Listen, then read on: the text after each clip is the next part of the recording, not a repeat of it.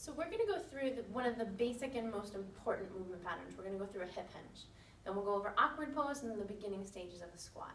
So it's always nice to use a chair to stand in front of, so it kind of gives you something to work towards, although you're actually not going to use it. You don't have to by any means.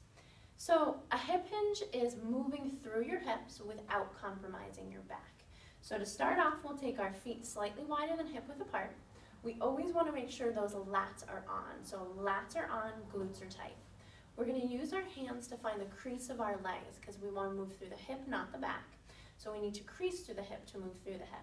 So lats are on, glutes are tight. We're going to hinge through the hips. So my knees are going to stay over my heels. I'm going to sit back, moving through my hips so my back stays flat. And here is my hip hinge.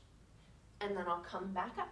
Now hip hinges can vary as to how shallow or high you are. So here's a more shallow hip hinge. And then here's a deeper hip hinge. The key is that you find what works for you, and then eventually we want you to be able to hinge through any movement necessary.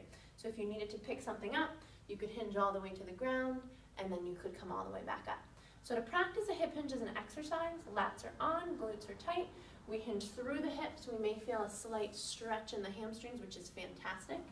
We want our weight in our heels. We never want our shoulders to go below our hips when we're practicing for an exercise, and then we come on up. So a basic hip hinge, creasing through the legs, we sit back, we come up, my weight's in my heels. I could then graduate to let my arms come forward, lats stay on, and I come up.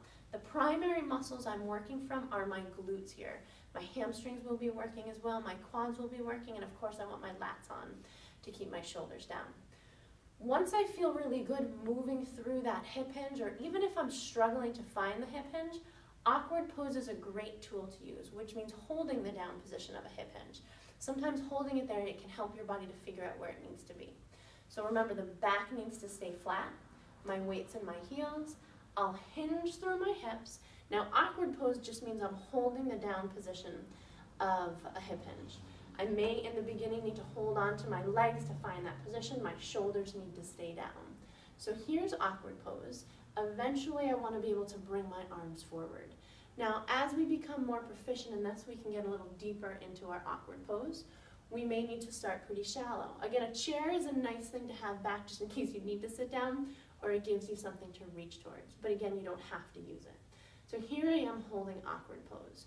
Once I get really good at my awkward pose and my hip hinge, I can then progress to a squat, which is basically just sitting back and coming up. Sometimes we use a weight in our hands, sometimes we don't.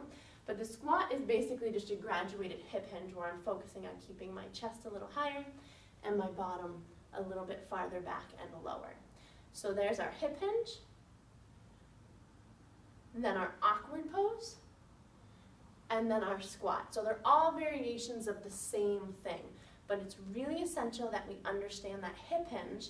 So we make that hand sandwich where we crease through our legs first. Once we nail that hip hinge, then we can progress from there.